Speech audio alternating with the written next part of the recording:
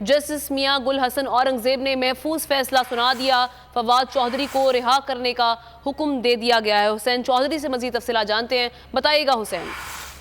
جی دیکھیں، اسلام آباد high court نے فواد چودھری کو فوری رہا کرنے کے احکامات جاری کر دیے ہیں، اور جو ان کی گرفتاری کے خلاف درخواست تھی وہ عدالت نے منظور کر لی ہے، اور فواد چودھری اس وقت کمرہ عدالت سے جو ہے وہ بھی باہر آ گئے ہیں، اور کسی اور مقدمے میں بھی انہیں گرفتار کرنے سے روکنے کے احکامات جاری کیے گئے ہیں، کیونکہ عدالت کی جانب سے کہا گیا ہے کہ جو فواد چودھری ہیں وہ دوران حراست تھے، اور اس دوران اگر کوئی مقدمہ بنایا گیا ہے تو اس میں وہ صرف 2 دن کے اندر اندر جو ہے وہ ضمانت کے لیے اپلائی کر سکتے ہیں، عبوری ضمانت کے لیے، لہٰذا انہیں گرفتار نہ کیا جائے۔ جو ان کی نظر بندی اور گرفتاری تھی وہ عدالت نے کل عدم قرار دے دی ہے، اور جوڈیشل مجسٹریٹ اور جو مجسٹریٹ تھے، ڈسٹرکٹ مجسٹریٹ، ان کے جو احکامات تھے گرفتاری کے وہ عدالت نے غیر قانونی قرار دے دیے ہیں، اور فواد چودھری کو رہا کرنے کے احکامات جاری کیے ہیں۔ ان کی جو فیملی تھی وہ عدالت میں موجود تھی، اور عدالت نے اپنا آرڈر جو ہے وہ پڑھ کر سنایا ہے، اور ایڈوکیٹ جنرل کی جانب سے جو پوائنٹ اٹھائے گئے تھے وہ بھی عدالت نے پڑھے ہیں۔ عدالت نے یہ بھی کہا ہے کہ فواد چودھری کی جانب سے یہ بھی کہا گیا ہے کہ وہ باہر نکل کر کسی بھی پرتشدد واقعات میں جو ہے وہ ملوث نہیں ہوں گے، اور کسی مظاہرے یا کسی بھی ایسے احتجاج میں جو پرتشدد ہوگا اس میں وہ شرکت نہیں کریں گے۔ اس وقت فواد چودھری کمرہ عدالت سے جو ہے وہ باہر آ گئے ہیں، اور ان کے جو وکلا ہیں، ان کے بھائی ہیں فیصل چودھری، اور ان کی اہلیہ جو ہبہ فواد ہے، اور ان کی جو بیٹی ہیں وہ بھی ہائی کورٹ میں موجود ہیں، اور مختصر گفتگو کی ہے فواد چودھری نے۔ ان کا کہنا تھا کہ اسلام آباد ہائی کورٹ کا شکریہ ادا کرتا ہوں، انہوں نے قانون پر عمل درآمد جو ہے وہ کروایا ہے اور مجھے رہا کرنے کے احکامات دیے ہیں۔ تو حسین چودھری یہ کہیے گا کہ 9 مئی کے واقعات پر یہ مقدمہ قائم کیا گیا تھا جس میں ان کو رہائی ملی ہے؟ جی بالکل، 9 مئی کو عمران خان کی جب گرفتاری ہوئی تھی تو اس کے بعد ہنگامے ہوئے تھے، اور توڑ پھوڑ اور احتجاج جلاؤ گراؤ جو ہے وہ سامنے آئے تھے۔ تو اس کے بعد جو ہے وہ 10 تاریخ کو یہ فواد چودھری کو سپریم کورٹ سے اسلام آباد پولیس نے اریسٹ کیا تھا، اور جب پولیس کو بتایا گیا تھا کہ ہائی کورٹ کی جانب سے ان کی حفاظتی ضمانت ہے 12 تک، یعنی کہ مزید 2 دن موجود ہے، لیکن پولیس نے کہا تھا کہ ہم اس کیس میں گرفتار نہیں کر رہے، بلکہ جو نقص امن کے تحت جو خدشہ ہے اس کے پیش نظر جو ہے وہ فواد چودھری کو جو ہے گرفتار کر رہے ہیں، اور 3 MPO کا حوالہ دیا گیا تھا، اور اس کو چیلنج کیا گیا تھا فواد چودھری کے وکلا کی جانب سے کہ اسلام آباد ہائی کورٹ کے چیف جسٹس عامر فاروق کے واضح احکامات کے باوجود فواد چودھری کو جو ہے وہ گرفتار کیا گیا ہے، لہذا ان کی جو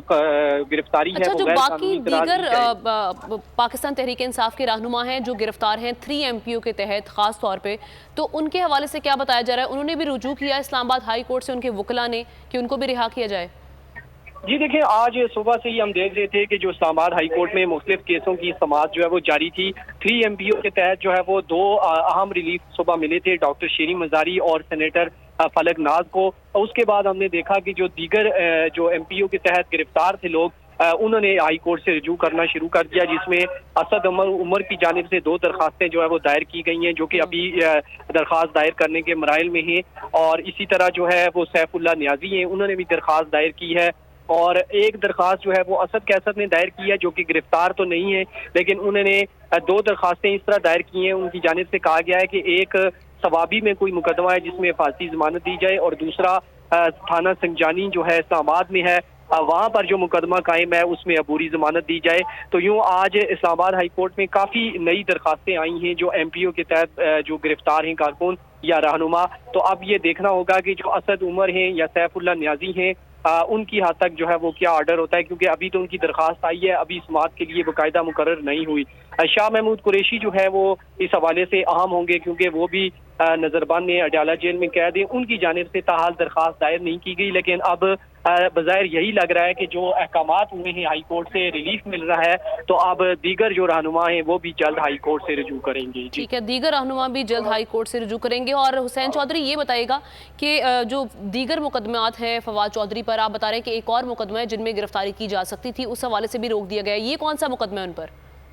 جی دیکھیں، آج یہ جیسا کہ آپ جانتے ہیں کہ لاہور سے خبر چلی تھی کہ جو ذیل شاہ کیس ہے اس میں شاید فواد چودھری کی ضمانت خارج ہو گئی تھی، لیکن چونکہ عدالت نے انہیں یہ ریلیف دیا ہے کہ وہ हिरासत में थे, तो जाहिर है जब बंदा हिरासत में होता है तो उस वक्त अदालत नहीं पेश हो सकता, और अदम पैरवी पर उनकी जो दरख्वास्त थी वो लाहौर से जो है वो डिसमिस हो गई थी। उसको मद्देनजर रखते हुए अदालत ने कहा है कि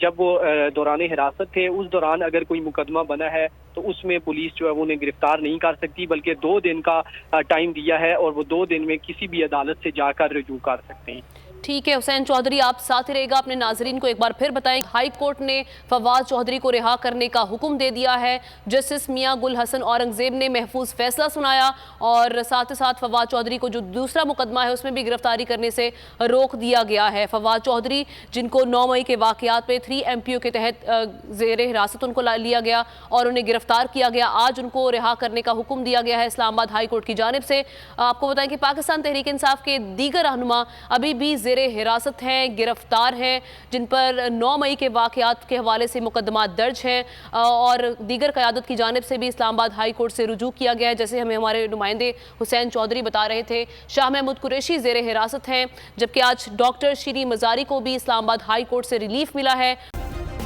सब्सक्राइब करें और बेल दबाएं ताकि कोई खबर रह न जाए।